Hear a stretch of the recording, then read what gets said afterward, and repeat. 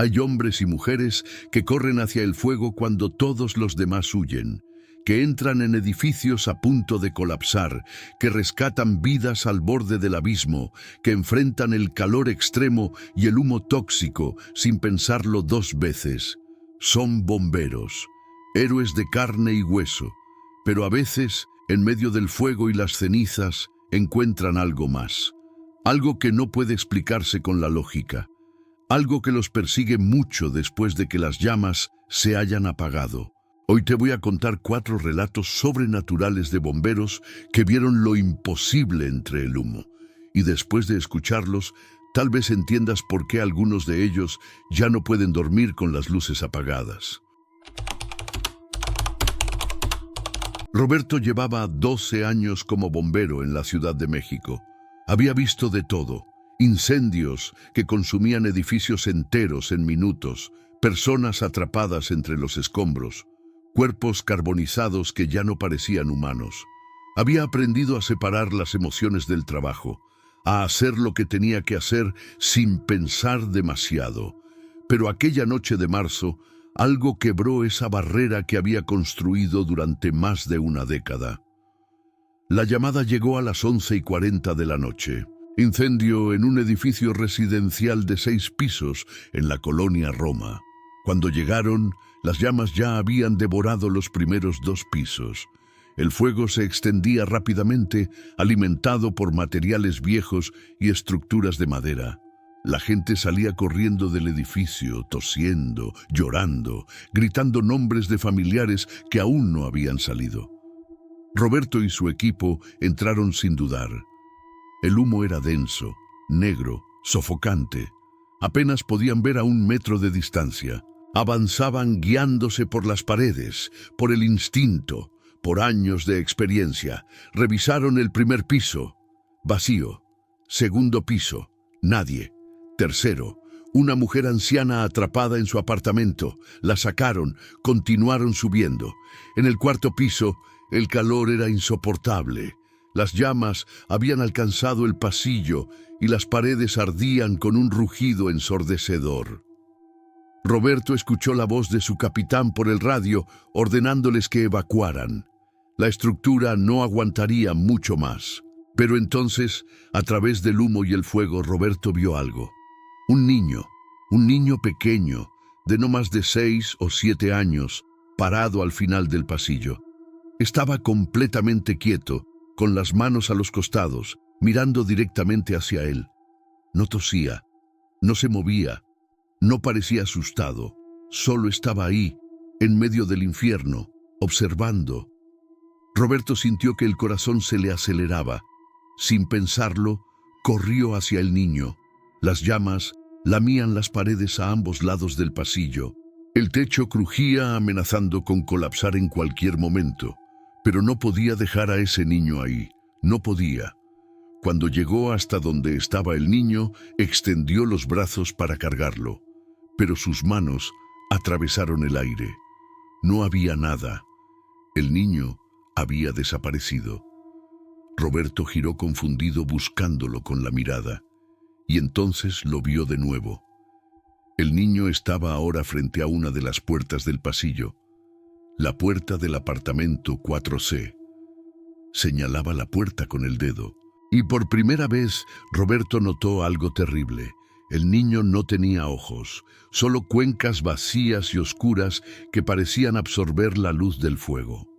Roberto sintió un escalofrío recorrerle la espalda a pesar del calor abrasador. Pero el niño seguía señalando, insistiendo, como si quisiera mostrarle algo. Como si necesitara que entrara en ese apartamento.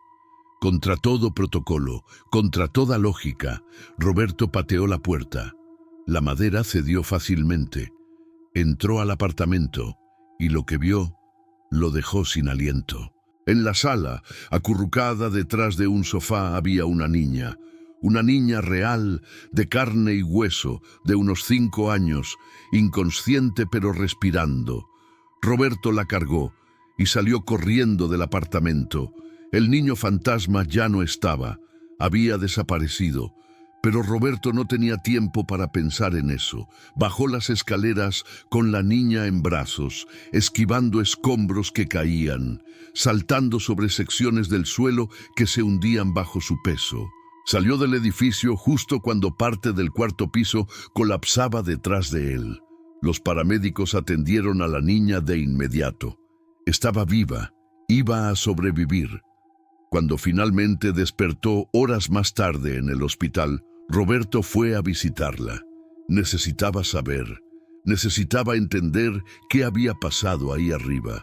Le preguntó si había alguien más con ella en el apartamento. La niña negó con la cabeza.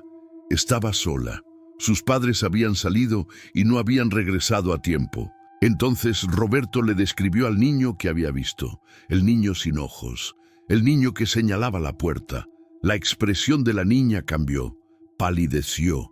Sus labios temblaron y lágrimas comenzaron a rodar por sus mejillas. Ella conocía a ese niño. Era su hermano mayor. Había muerto 3 años atrás, en un incendio, en ese mismo edificio, en ese mismo apartamento. Nadie había logrado salvarlo a tiempo. Roberto sintió que el mundo se detenía. El niño que había visto no era una alucinación causada por el humo o la adrenalina. Era real. O al menos había sido real alguna vez, y había regresado para asegurarse de que esta vez su hermana no corriera la misma suerte. Roberto nunca habló de esto con sus compañeros, nunca lo incluyó en el reporte oficial, pero cada vez que responde a una llamada de incendio, cada vez que entra en un edificio en llamas, busca entre el humo, busca señales, busca sombras que no deberían estar ahí. Porque ahora sabe que los muertos no siempre descansan. A veces regresan, a veces se quedan atrapados en el lugar donde perdieron todo, y a veces, solo a veces, intentan salvar a aquellos que no pudieron salvar en vida. La niña sobrevivió, creció, pero nunca olvidó a su hermano, y Roberto tampoco, porque hay cosas que el fuego no puede borrar. Hay presencias que las llamas no pueden consumir. Y cuando estás parado en medio del infierno, con el calor quemándote la piel y el humo llenándote los pulmones, a veces ves cosas que nadie más puede ver. ¿Tú creerías en lo que vio Roberto aquella noche? Sofía había soñado con ser bombera desde que era niña. Para ella no era solo un trabajo, era una vocación, un propósito. Llevaba 5 años en el Cuerpo de Bomberos de Barcelona y cada rescate exitoso le recordaba por qué había elegido ese camino. Pero después de aquella noche de octubre, comenzó a cuestionarse si realmente entendía la naturaleza del fuego y lo que dejaba tras de sí. El incendio había comenzado en una fábrica textil abandonada en las afueras de la ciudad. El lugar llevaba cerrado más de 20 años. Pero alguien había reportado llamas visibles desde la carretera. Cuando el equipo de Sofía llegó, el edificio era una antorcha gigante. Las llamas alcanzaban los 10 metros de altura, iluminando el cielo nocturno con un resplandor naranja y rojo que parecía salido del apocalipsis. No había nadie en peligro, era solo una estructura vacía que ardía.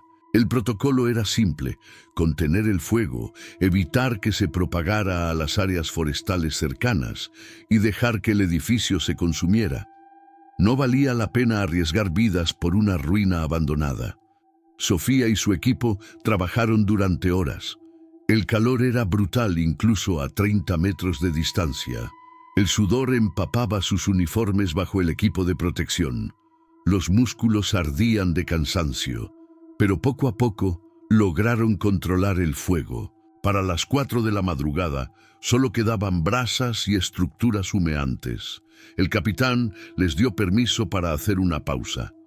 Sofía se alejó un poco del grupo, buscando un momento de tranquilidad. Se quitó el casco y respiró el aire frío de la madrugada. Fue entonces cuando escuchó el sonido. Un teléfono celular sonando. El tono era antiguo, de esos que venían predeterminados en los teléfonos de hace décadas. Sofía frunció el ceño. ¿Quién tendría un teléfono sonando ahí? Miró a su alrededor. Sus compañeros estaban a varios metros de distancia, bebiendo agua, descansando. Ninguno de ellos parecía escucharlo. El sonido venía de los escombros, de lo que quedaba del edificio. Sofía caminó hacia las ruinas humeantes, siguiendo el sonido. No tenía sentido. No había electricidad en ese lugar desde hacía años. No había líneas telefónicas. Y sin embargo, ahí estaba ese timbre insistente, llamando desde algún lugar entre las cenizas. Se detuvo frente a una sección parcialmente colapsada del edificio. El teléfono sonaba más fuerte ahora. Estaba cerca, muy cerca. Sofía iluminó con su linterna entre los escombros y entonces lo vio. Un teléfono celular viejo, de esos con tapa, medio enterrado entre las cenizas y los restos carbonizados. La pantalla brillaba con una luz azulada antinatural. Sofía sabía que no debía tocarlo. Cada instinto le decía que se alejara. Pero la curiosidad fue más fuerte. Se agachó, extendió la mano y tomó el teléfono. Estaba frío, increíblemente frío, como si acabara de sacarlo de un congelador. En la pantalla decía «Llamada entrante», pero no había número, solo una palabra parpadeando. «Ayuda». Sin pensar, Sofía abrió el teléfono y lo llevó a su oído. Al principio solo escuchó estática, luego una respiración, pesada, agitada, como si alguien estuviera corriendo, y entonces una voz de mujer desesperada, rota por el terror. «Por favor, ayúdame, estoy atrapada, hay fuego por todas partes, no puedo salir, por favor». Sofía sintió que el corazón se le paralizaba. La voz sonaba tan real, tan cercana, como si la persona estuviera justo al otro lado de la línea, viviendo ese horror en tiempo real. «¿Dónde estás?», preguntó Sofía instintivamente. «Dime dónde estás y te sacaremos». «Estoy en la fábrica, en el sótano. Por favor, date prisa. El humo, no puedo respirar». Sofía miró a su alrededor. La fábrica, esta fábrica. Pero eso era imposible. El edificio había estado vacío. Lo habían confirmado. No había nadie adentro. Y además, el incendio ya estaba controlado. Ya habían revisado todo. «¿Cuándo llamaste?», preguntó Sofía con la voz temblorosa. «¿Cuándo comenzó el incendio?». La mujer al otro lado de la línea sollozó. Sofía podía escuchar el crepitar de las llamas de fondo, podía escuchar el sonido del metal retorciéndose, del techo colapsando. «Hoy, esta noche, por favor, mi hija está conmigo, solo tiene 8 años. No dejes que muramos aquí». Sofía sintió que las lágrimas comenzaban a brotar de sus ojos. Esto no podía estar pasando. Corrió hacia sus compañeros gritando, sosteniendo el teléfono en alto. «Hay alguien adentro, en el sótano, una mujer y su hija». Su equipo la miró confundido. El capitán se acercó, tomó el teléfono de sus manos y lo revisó. La pantalla estaba negra, muerta. No había llamada, no había batería.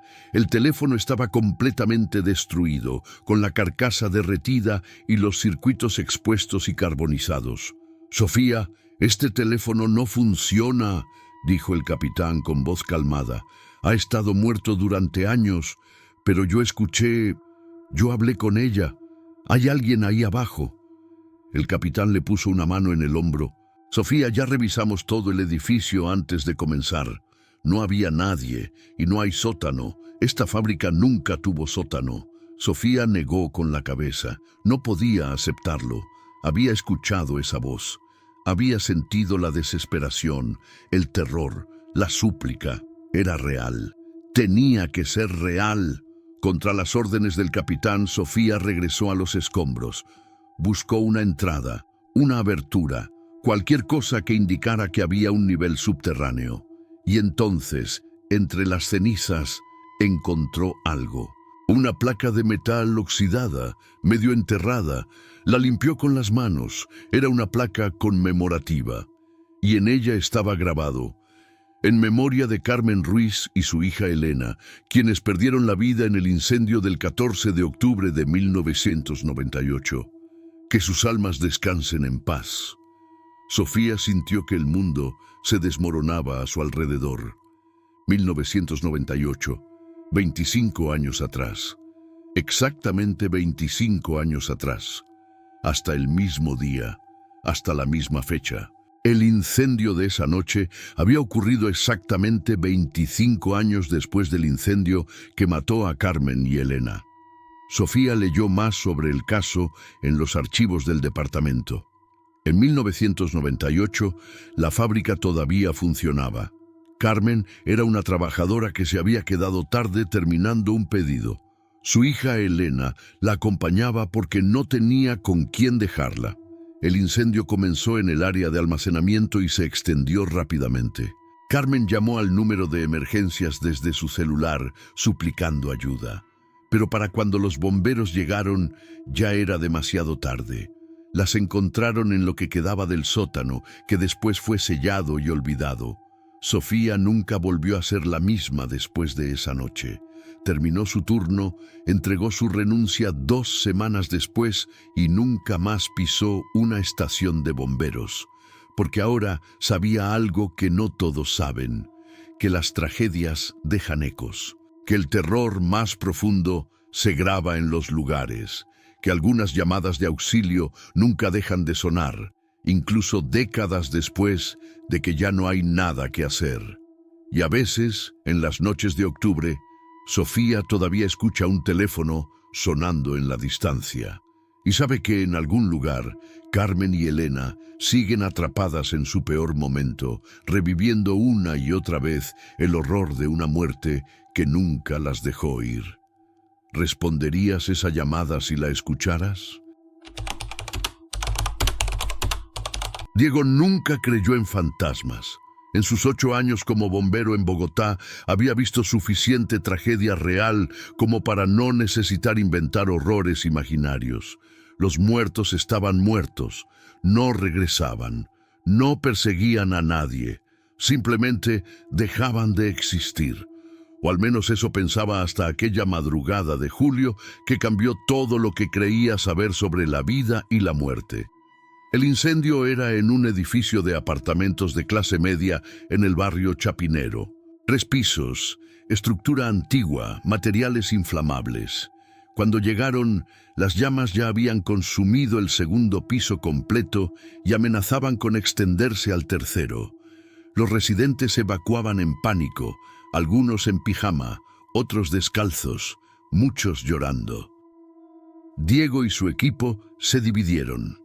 Algunos atacaban el fuego desde afuera, otros entraban a hacer barridos finales para asegurarse de que no quedara nadie atrapado. Diego subió al 3.er piso junto con su compañero Andrés. El humo era denso pero manejable. Revisaron apartamento por apartamento, todos vacíos, todos seguros. Estaban a punto de descender cuando Diego escuchó algo. Un golpe, rítmico, insistente, como si alguien estuviera golpeando una pared desde el interior. Venía del fondo del pasillo, del último apartamento, el apartamento 3F. Diego le hizo una señal a Andrés y ambos se acercaron. La puerta del 3F estaba cerrada, pero no con llave. Diego la abrió lentamente. El apartamento estaba a oscuras. El humo entraba por las rendijas, pero todavía no había fuego visible. Encendieron sus linternas y entraron. El golpeteo continuaba. Venía de una de las habitaciones. Diego avanzó por el pasillo del apartamento, pasando una sala vacía, una cocina desordenada, hasta llegar a la puerta de la habitación. Abrió, y lo que vio lo dejó paralizado.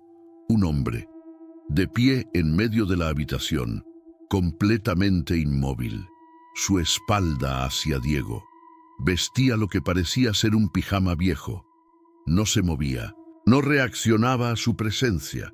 Simplemente estaba ahí, de pie, en la oscuridad.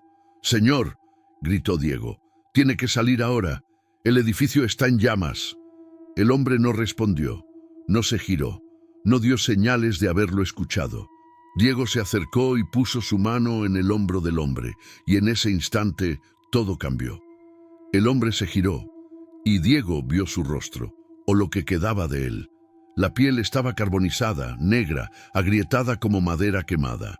Los ojos eran dos cuencas vacías que brillaban con un resplandor rojizo desde adentro. La boca estaba abierta en un grito silencioso, mostrando dientes ennegrecidos y encías sangrantes. Diego retrocedió tropezando, cayendo al suelo. El hombre comenzó a caminar hacia él, pero no caminaba normalmente. Se movía de forma espasmódica, antinatural, como si sus articulaciones no funcionaran correctamente, y entonces comenzó a arder. Las llamas brotaron de su cuerpo sin previo aviso. Primero de su pecho, luego de sus brazos, de su cabeza, hasta que todo su cuerpo era una antorcha humana. Pero el hombre no gritaba, no se retorcía de dolor. Simplemente seguía avanzando hacia Diego, ardiendo, con esos ojos vacíos fijos en él. Diego gateó hacia atrás desesperadamente hasta chocar contra la pared. El hombre en llamas estaba a menos de 2 metros. El calor era insoportable. Diego podía sentir cómo su piel comenzaba a ampollar incluso a través del traje protector. El olor a carne quemada llenaba sus pulmones. Andrés entró corriendo a la habitación, atraído por los gritos de Diego. Apuntó su manguera hacia el hombre en llamas y liberó un chorro potente de agua. Pero el agua lo atravesó. Pasó directamente a través de su cuerpo como si fuera humo, como si no fuera sólido, golpeando la pared detrás de él. El hombre en llamas extendió sus brazos hacia Diego. Sus manos carbonizadas, con los dedos retorcidos en ángulos imposibles, alcanzaron su rostro. Diego cerró los ojos, esperando sentir el calor abrasador, esperando el dolor, pero no sintió nada, solo frío, un frío terrible y profundo que le caló hasta los huesos. Cuando abrió los ojos, el hombre había desaparecido. No había llamas, no había cuerpo, solo el apartamento vacío y el humo entrando por la ventana. Andrés lo miraba con una expresión de absoluto terror. ¿Qué mierda era eso?, susurró Andrés con voz temblorosa. ¿Qué fue lo que vimos? Diego no tenía respuesta. Se levantó con dificultad, temblando, y ambos salieron del apartamento lo más rápido que pudieron. Bajaron las escaleras casi corriendo, salieron del edificio y no hablaron de lo que habían visto con nadie más del equipo. Pero Diego necesitaba saber. Al día siguiente, investigó la historia del edificio. Descubrió que 6 meses atrás había habido otro incendio, uno pequeño, contenido en el apartamento 3F. Un hombre había muerto en ese incendio. Se llamaba Ernesto Vargas, tenía 52 años, vivía solo. Los reportes decían que se había quedado dormido con un cigarrillo encendido. El fuego comenzó en su cama y lo consumió antes de que pudiera reaccionar.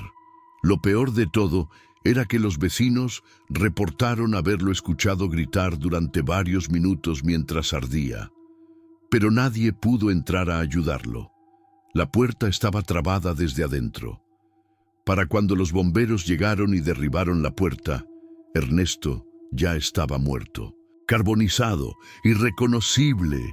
Diego visitó el edificio una semana después, cuando ya habían terminado las reparaciones. Habló con algunos vecinos. Varios le contaron que desde que murió Ernesto, cosas extrañas sucedían en el tercer piso. Olores a humo sin origen, gritos en medio de la noche, y algunos juraban haber visto una figura en llamas caminando por el pasillo en las madrugadas. El apartamento 3F estaba desocupado. Nadie quería rentarlo. Diego consiguió permiso del administrador para entrar. El apartamento había sido completamente renovado después del incendio. Paredes nuevas, pisos nuevos, todo limpio y fresco. Pero cuando Diego entró a la habitación donde había muerto Ernesto, sintió ese frío de nuevo. Ese frío antinatural que no tenía nada que ver con la temperatura ambiente. Y en la pared, apenas visible, había una mancha oscura en forma de mano, como si alguien con las manos carbonizadas hubiera presionado la pared con toda su fuerza, tratando de aferrarse a algo, a alguien, a la vida misma mientras las llamas lo consumían. Diego nunca volvió a ese edificio, pero cada vez que responde a un llamado de incendio, cada vez que entra a una estructura en llamas, lleva consigo el recuerdo de ese hombre ardiendo. Y se pregunta cuántas personas han muerto en llamas, cuántas han experimentado ese dolor insoportable en sus últimos momentos, y cuántas de ellas no han podido descansar después. Porque Diego aprendió algo esa noche.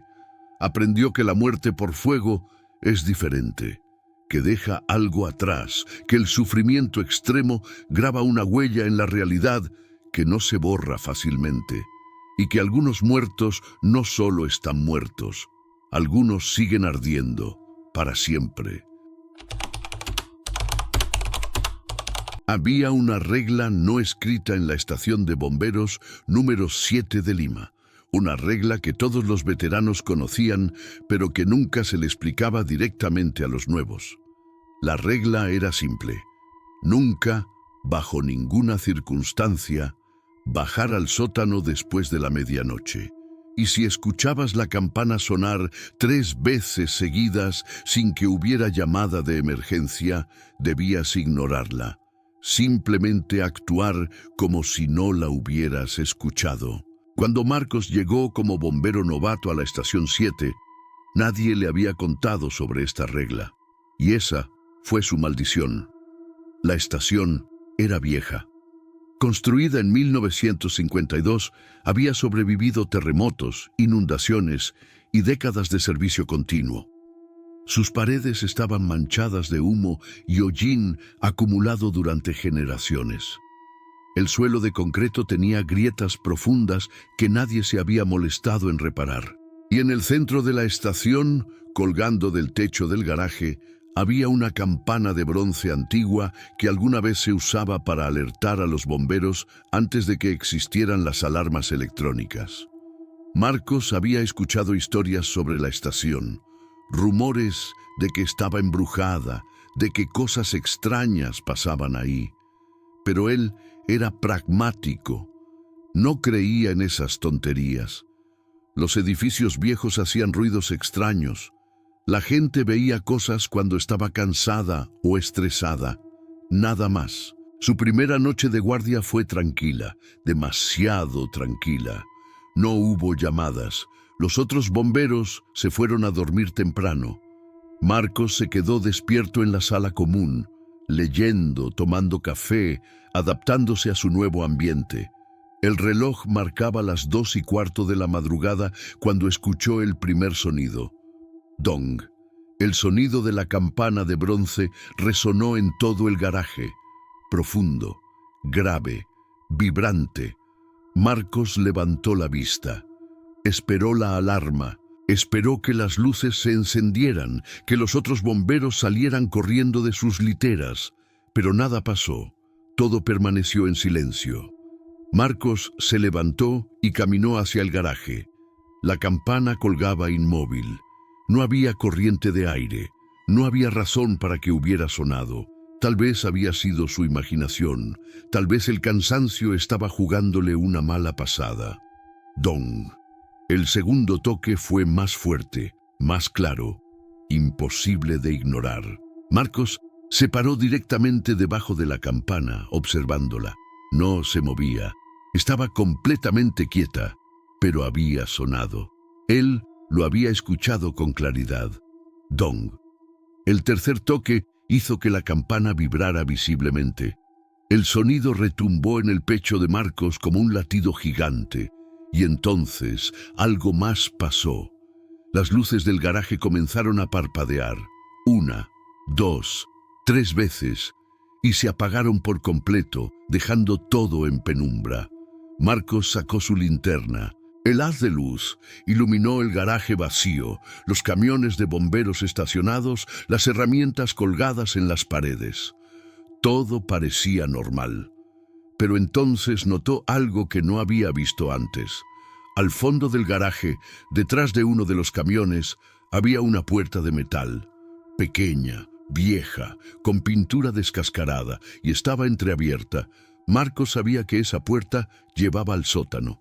Le habían dicho que ahí solo se almacenaban equipos viejos y archivos, nada importante, nada que necesitara revisar. Pero la puerta estaba abierta, y él estaba seguro de que había estado cerrada cuando llegó. Debió quedarse arriba, debió despertar a los otros bomberos, debió hacer cualquier cosa excepto lo que hizo. Pero la curiosidad lo empujó hacia adelante. Abrió la puerta completamente. Una escalera de concreto descendía hacia la oscuridad. El aire que subía desde abajo era frío y olía a humedad y a algo más. Algo metálico, como sangre vieja. Marcos comenzó a descender. Los escalones crujían bajo su peso. Las paredes estaban cubiertas de manchas oscuras que parecían moho, o tal vez no. Con cada paso que daba, la temperatura bajaba. Su aliento se hacía visible en el aire. No tenía sentido. Lima nunca era tan fría, ni siquiera en invierno. Llegó al fondo de las escaleras. El sótano era más grande de lo que había imaginado. Se extendía por debajo de toda la estación, con techos bajos sostenidos por columnas de concreto. Había estantes llenos de equipos oxidados, cajas de cartón descompuestas por la humedad, mangueras viejas enrolladas que parecían serpientes muertas. Y al fondo, iluminada apenas por la luz temblorosa de su linterna, había otra cosa. Una pared cubierta de fotografías, cientos de fotografías en blanco y negro. Marcos se acercó, sintiendo que algo en su interior le gritaba que se detuviera, que se fuera, que saliera de ahí inmediatamente. Las fotografías eran de bomberos, todos en uniforme, todos posando frente a la estación. Pero algo estaba mal con las imágenes. En cada fotografía, uno de los bomberos tenía el rostro tachado con marcador rojo, una X gruesa cubriendo sus facciones, y debajo de cada foto había una fecha escrita a mano. Marcos leyó las fechas: 1956, 1961, 1973, 1982, 1995, 2003, 2011, 2018, cada 7 años, como un reloj, como un ritual, y debajo de la última fotografía, la de 2018, había un espacio vacío en la pared, un espacio del tamaño exacto de una fotografía. Y pegada a ese espacio con cinta adhesiva, había una nota escrita a mano con tinta roja: 2025. El siguiente. Marcos sintió que la sangre se le helaba en las venas. 2025. Este año. La siguiente víctima sería este año. Dio un paso atrás y su pie golpeó algo. Miró hacia abajo. Era una caja de madera, vieja, cerrada con un candado oxidado. Sin pensar, Marcos levantó uno de los equipos viejos y golpeó el candado hasta que cedió. Abrió la caja. Dentro había expedientes, reportes oficiales, informes de accidentes. Marcos los hojeó con manos temblorosas. Cada expediente correspondía a una de las fechas en las fotografías. Y todos contaban la misma historia con diferentes nombres. Un bombero muerto en servicio, siempre en circunstancias extrañas, siempre después de haber escuchado la campana sonar 3 veces a medianoche. Uno había muerto atrapado en un edificio que no debía haber colapsado. Otro había sido encontrado muerto en su litera sin causa aparente. Otro había desaparecido durante una llamada y nunca fue encontrado, uno tras otro, cada 7 años, como si algo en la estación exigiera un sacrificio. Marcos escuchó un sonido detrás de él, pasos, lentos, pesados, arrastrándose por el suelo de concreto. Se giró rápidamente, iluminando con su linterna. Al principio no vio nada, solo sombras. Pero entonces las sombras comenzaron a moverse, a tomar forma, a solidificarse. Eran figuras humanas. 7 figuras. vestidas con uniformes de bomberos de diferentes épocas, pero sus rostros estaban quemados, desfigurados, carbonizados. Se acercaban lentamente, formando un círculo alrededor de Marcos. No hacían ruido, solo se acercaban, cada vez más. Marcos gritó y corrió hacia las escaleras. Las figuras no lo siguieron corriendo, simplemente caminaban. Pero de alguna manera, sin importar qué tan rápido corriera Marcos, siempre estaban ahí, justo detrás de él, alcanzándolo, extendiendo sus manos carbonizadas hacia su espalda. Subió las escaleras de dos en dos, tropezando, casi cayendo. Salió por la puerta del sótano y la cerró de un golpe detrás de él. Corrió hacia los dormitorios y despertó a gritos al capitán. Le contó todo: las campanas, el sótano, las fotografías, los expedientes, las figuras. El capitán lo miró con una expresión que Marcos no pudo descifrar. No era sorpresa, no era incredulidad, era resignación, como si hubiera estado esperando que esto pasara. «Te lo iban a explicar mañana», dijo el capitán con voz cansada, «después de tu primera guardia nocturna, pero ahora ya es tarde». «¿Tarde para qué?». El capitán señaló el brazo de Marcos.